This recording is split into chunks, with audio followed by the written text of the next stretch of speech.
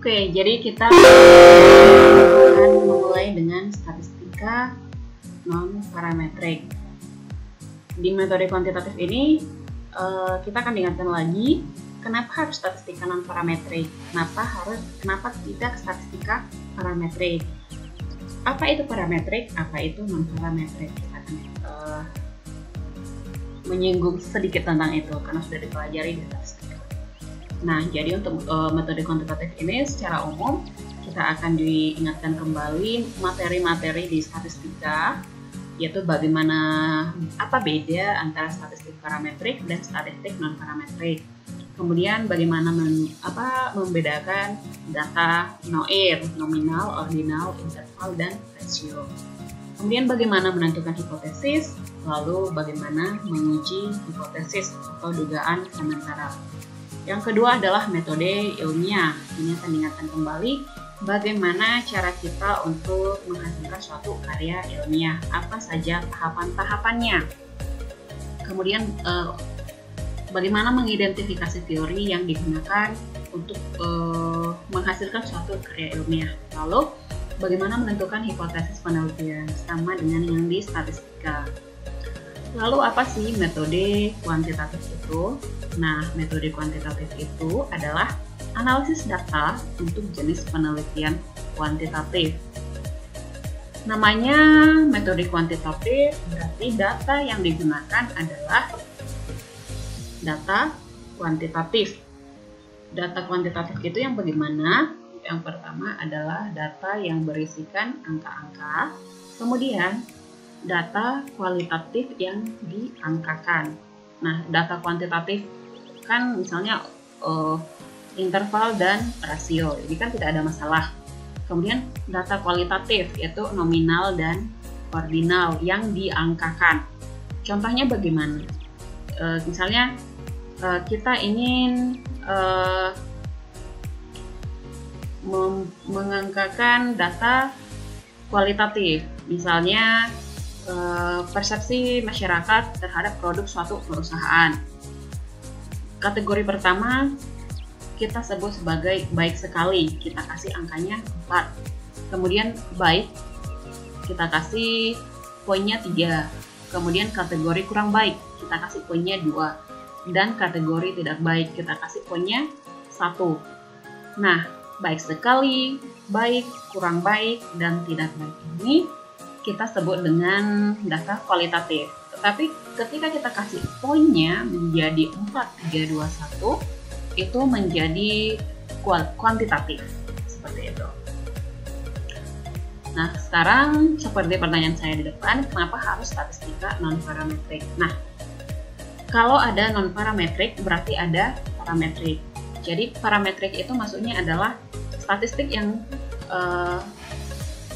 memiliki parameter-parameter, yaitu di mana data tersebut bisa dihitung rata-ratanya, data tersebut bisa dihitung mediannya, data tersebut bisa dihitung modus atau nilai yang sering muncul, kemudian bisa dihitung standar deviasinya, bisa dihitung kuartilnya, persentilnya, kemudian desilnya. Sementara statistika non-parametrik itu adalah statistik yang parameter-parameter statistiknya itu nggak bisa dihitung dari data tersebut. Contohnya adalah kalau misalnya dia data nominal. Misalnya pria sekian, wanita sekian, lalu dirata-ratakan. Jadi apakah rata-ratanya itu menjadi jenis kelamin pria dan wanita? Seperti itu, tidak bisa seperti itu ya. Atau kemudian kalau contohnya ordinal, persepsi masyarakat misalnya sangat baik 4. Kemudian persepsi yang lain misalnya 3, 4, 3, 4, 3, 7 dibagi 2 jadi 3,5. Berarti persepsinya menjadi 3,5. Ya, artinya so-so gitu. Antara baik dan tidak baik, tidak bisa seperti itu. Nah, itu kenapa kita menggunakan statistik non-parametrik, karena di metode kuantitatif ini hal-hal yang seperti data nominal dan ordinal itu sering kita temui. Kalau misalnya data yang interval dan ratio itu tidak ada masalah, itu gampang untuk menghitungnya. Tetapi kalau di non-parametrik ini kita harus paham dulu data kita nominal atau ordinal. lalu nanti kita tahu uji apa yang akan kita pakai, seperti itu. Kemudian diskusinya ini nanti akan kita bahas di kuliah. Nah, sekarang kita memperluas wawasan kita lagi tentang data. Kalau selama ini yang kita tahu, pembagian data hanya berdasarkan jenisnya, yaitu data kualitatif dan data kuantitatif. Sekarang kita mengenal data juga berdasarkan cara memperolehnya, yaitu data primer dan juga data sekunder. Data primer nanti kita jelaskan. Kemudian kita juga mengenal data berdasarkan sumber datanya, yaitu data internal dan juga data eksternal. Kemudian kita juga akan mengenal data berdasarkan sifat data tersebut, yaitu data diskrit dan juga data kontinu. Kemudian berdasarkan waktu pengumpulannya, yaitu data cross-section dan juga data time series atau berkala. Nah, kita bahas satu persatu jenis data, data kualitatif dan data kuantitatif. Ini tidak ada masalah. Jenis data kualitatif yaitu data yang disajikan dalam bentuk kata-kata. Sementara data kuantitatif, data yang dipaparkan dalam bentuk angka-angka. Cara memperolehnya yaitu data primer dan data sekunder, di mana data primer diperoleh secara langsung dari objek penelitian oleh peneliti perorangan maupun organisasi. Cara memperolehnya secara observasi, bisa melalui wawancara, dan bisa melalui menyebarkan kuesioner. Kemudian, jenis data yang kedua adalah data sekunder, yaitu diperoleh dengan mendapatkannya dari instansi tertentu, yaitu data yang sudah dikumpulkan oleh orang lain di dalam suatu instansi. Misalnya kita ingin mengambil data dari Badan Pusat Statistika, atau kita ingin mengambil data dari laporan perangkat desa, seperti itu. Nah, di sini kan dibilang diperoleh dengan mendapatkan data yang sudah jadi, yang dikumpulkan pihak lain dengan berbagai cara atau metode, baik secara komersial maupun non-komersial. Maksudnya, data sekunder itu bisa kita peroleh dengan apakah kita membeli atau kita mengambilnya secara gratis. Contohnya kalau kita mendownload suatu data dari BPS itu gratis. Tetapi ada beberapa data yang harus kita beli, mungkin datanya sensitif seperti itu. Jadi kita harus membelinya, supaya dengan kita membeli pasti kita akan sangat susah untuk menyebarkan data tersebut karena kita beli, gitu ya. Kemudian sumber datanya, berdasarkan sumbernya, data dibagi dua, yaitu data internal dan juga data eksternal. Di mana data internal adalah data yang menggambarkan situasi dan kondisi pada suatu organisasi secara internal. Kemudian kalau misalnya data eksternal itu adalah data yang menggambarkan situasi serta kondisi yang ada di luar organisasi. Jadi misalnya kalau data internal itu adalah teman-teman ingin mengambil suatu data dari perusahaan. Misalnya penelitiannya adalah analisis sumber daya manusia di suatu perusahaan. Berarti datanya adalah tentang kondisi para pekerja yang ada di perusahaan tersebut. Kemudian kalau data eksternal, teman-teman mungkin ingin mengetahui bagaimana kepuasan konsumen terhadap produksi perusahaan. Berarti yang diambil itu adalah misalnya karakteristik si konsumennya, atau kemudian jumlah penjualan yang dilakukan oleh si konsumen, seperti itu.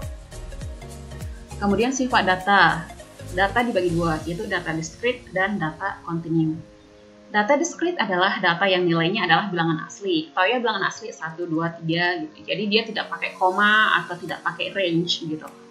Sementara data kontinu adalah data yang nilainya ada pada suatu interval tertentu atau berada pada nilai yang satu ke nilai yang lainnya. Misalnya produksinya adalah kira-kira segini.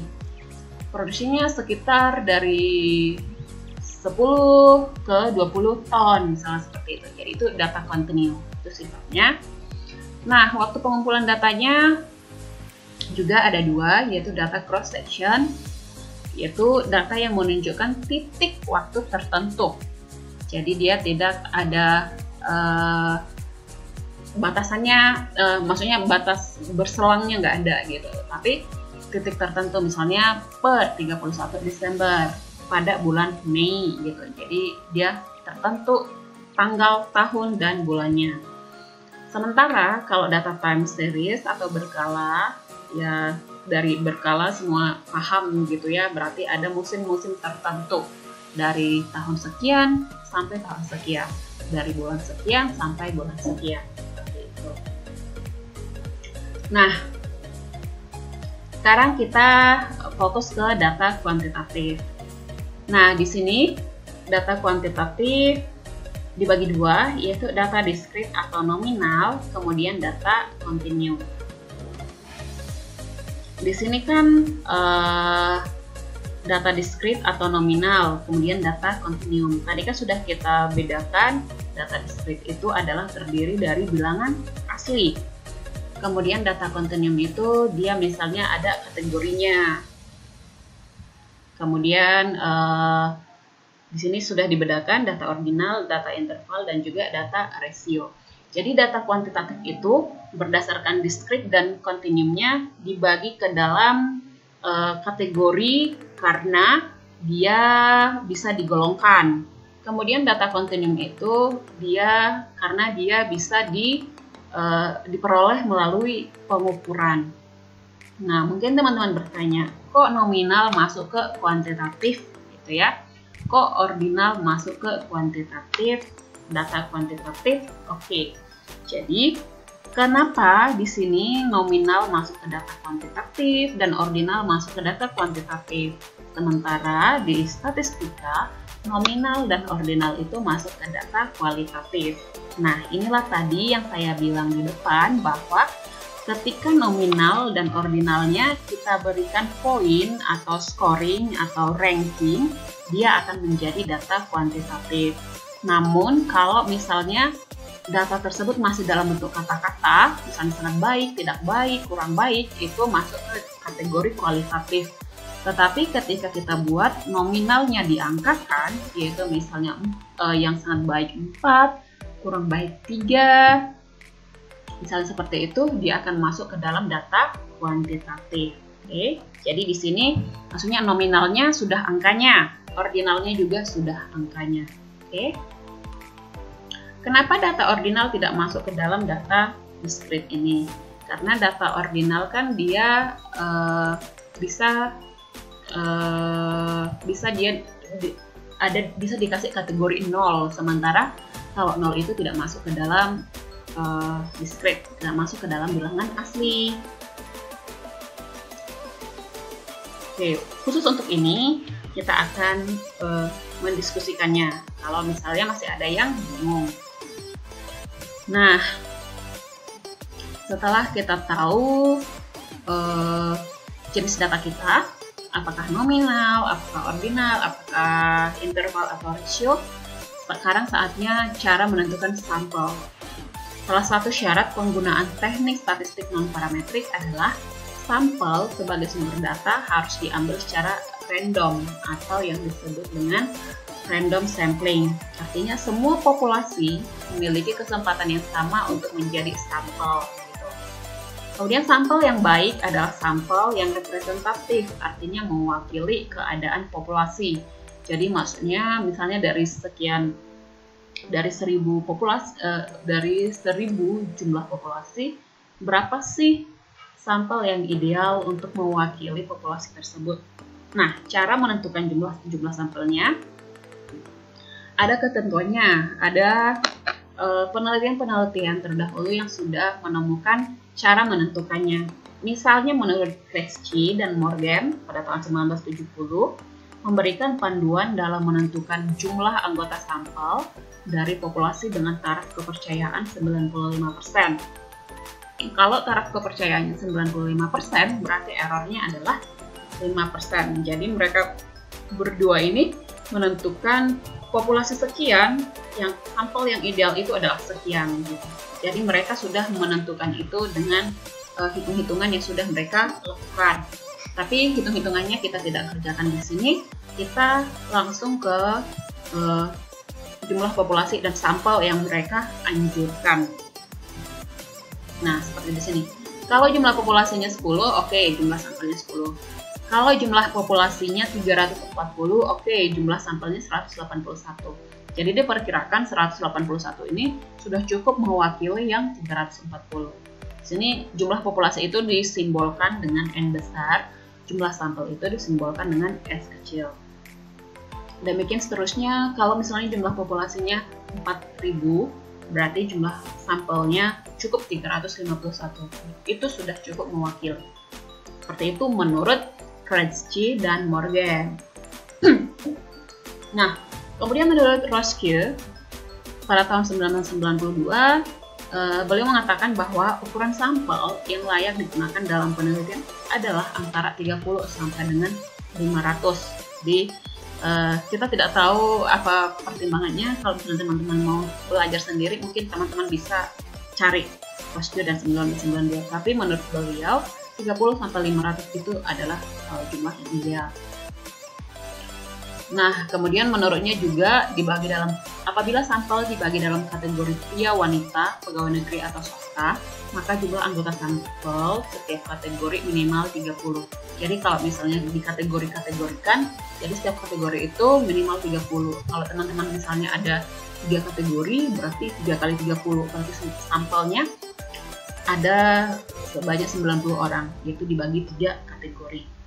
Kemudian bila dalam penelitian akan melakukan analisis dengan multivariate atau korelasi atau regresi misalnya, maka jumlah anggota sampel minimal 10 kali dari jumlah variabel yang diteliti. Misalnya variabel teman-teman ada 5, berarti jumlah sampelnya adalah 10 kali 5, yaitu 50. Jadi jumlah sampelnya menjadi 50. Kalau variabelnya ada cuma 1, berarti jumlah sampelnya hanya 10. Yang keempat itu, masih menurut Roscoe, penelitian eksperimen sederhana yang menggunakan kelompok eksperimen dan kelompok kontrol, maka jumlah anggota sampel masing-masing 10 sampai dengan 20. Ini biasanya kalau misalnya penelitian-penelitian contohnya misalnya agroteknologi gitu, penelitian sebelum dan sesudah pemberian pupuk dengan nutrisi tertentu. Misalnya diberikan pupuk, sampelnya terdiri dari 10 atau 20 tanaman. Yang tidak diberikan juga ada 10 sampai 20 tanaman. Yang kontrol itu 20, yang tidak dikontrol itu 20. Gitu. Yang berikutnya, cara penentuan sampel adalah Slovin. Rumusnya adalah N kecil yaitu sampel, sama dengan N besar yaitu populasi, dibagi dengan 1 ditambah jumlah populasi dikali error di pangkat 2, seperti itu.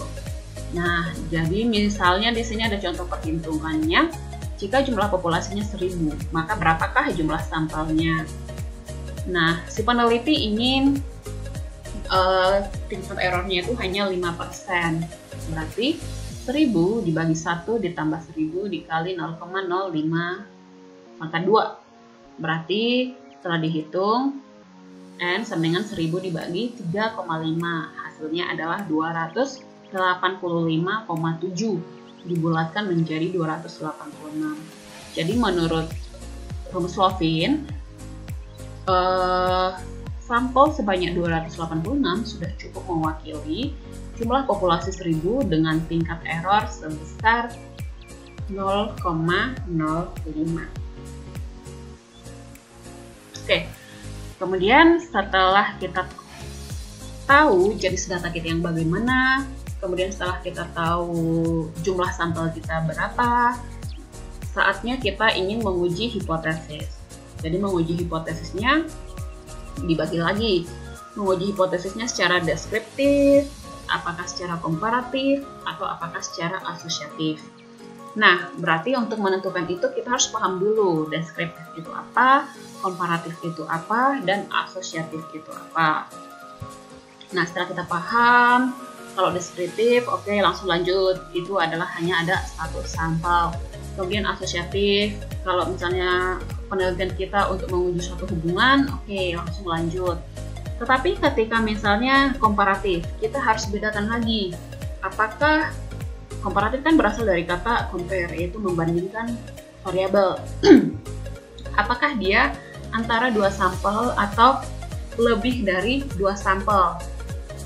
Oke, setelah kita tentukan itu, apakah sampel kita berpasangan atau independen? Itu dibagi lagi seperti itu.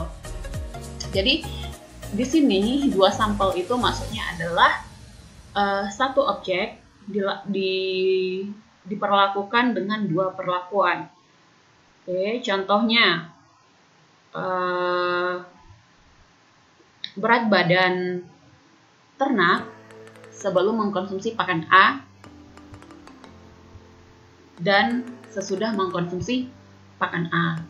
Berarti satu ternaknya dilakukan dua perlakuan, yaitu sebelum mengkonsumsi dan sesudah mengkonsumsi. Itu dua sampel berpasangan. Tetapi kalau misalnya dua sampel independen, berarti di sini ada dua objek dengan masing-masing perlakuan yang berbeda. Contohnya adalah sapi X, berat badan sapi X setelah mengkonsumsi pakan A. Kemudian satu lagi, berat badan sapi B setelah mengkonsumsi pakan Y, misalnya seperti itu. Berarti dua sampelnya itu sapi A dan sapi B, kemudian pakan X dan pakan Y. Sama halnya dengan tiga sampel berpasangan dan independen. Jadi kan kemudian ini uji hipotesis asosiatif. Kalau di sini tadi membandingkan, kalau di sini menguji hubungan. Oke. Nah, di sini diulangi, pengertian hipotesis deskriptif merupakan dugaan terhadap nilai suatu variabel dalam satu sampel, walaupun di dalamnya bisa terdapat beberapa kategori. Contohnya, kecenderungan masyarakat memilih minyak goreng curah. Kemudian di sini kita tentukan variabelnya apa? Variabelnya adalah kecenderungan masyarakat. Oke, kemudian yang mau kita teliti itu adalah minyak goreng curah atau minyak goreng bermerek. Nah, berarti objek kan satu, yaitu masyarakat. Tapi perlakuannya ada dua, yaitu apakah memilih minyak goreng curah atau minyak goreng bermerek. Kemudian hipotesis komparatif, dua sampel atau lebih dari dua sampel. Dugaan terhadap perbandingan nilai dua sampel atau lebih, ini digarisbawahi terhadap perbandingan. Oke, dibagi dua lagi, yaitu komparasi berpasangan, kemudian komparasi independen, kemudian hipotesis komparatif. Jadi kalau hipotesis komparatif itu adalah tentang membandingkan, jadi antara misalnya dia membandingkan seperti yang tadi, contohnya tidak terdapat perbedaan penjualan benih sebelum dan sesudah ada iklan. Kemudian terdapat perbedaan penjualan benih sebelum dan sesudah iklan. Jadi kan objeknya satu. Objeknya itu yaitu penjualan, tetapi perlakuannya ada dua, sebelum dan sesudah adanya iklan, seperti itu.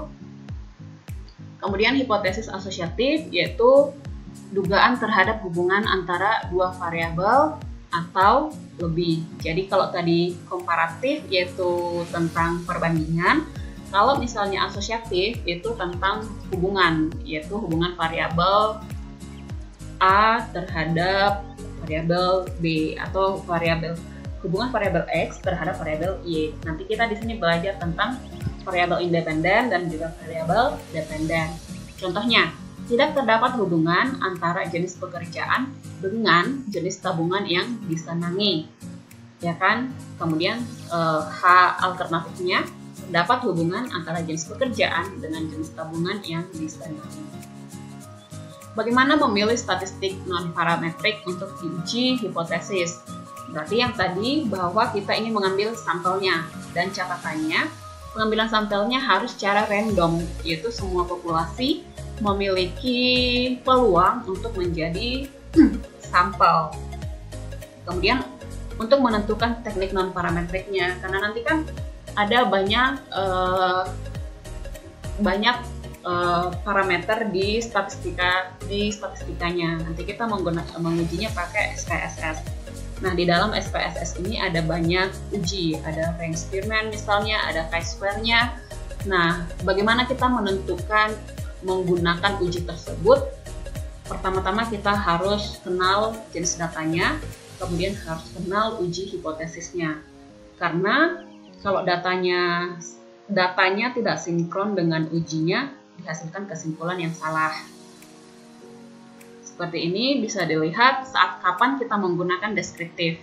Kita akan menggunakan bentuk hipotesis deskriptif kalau data kita nominal dan ujinya adalah binomial dan chi-square. Kemudian saat kapan kita juga menggunakan deskriptif, bisa juga digunakan ordinal. Jenis datanya adalah run test. Oke, demikian selanjutnya hingga uji hipotesis asosiatif atau hubungan. Saat kapan kita menggunakan korelasi Spearman rank, itu kita gunakan kalau jenis data kita ordinal. Dan variabel kita ingin menguji hubungan seperti itu. Kemudian, saat kapan kita menggunakan Cochrane misalnya, kita akan menggunakan Cochrane kalau jenis data kita nominal dan karakter sampel kita lebih dari 2, seperti itu. Oke.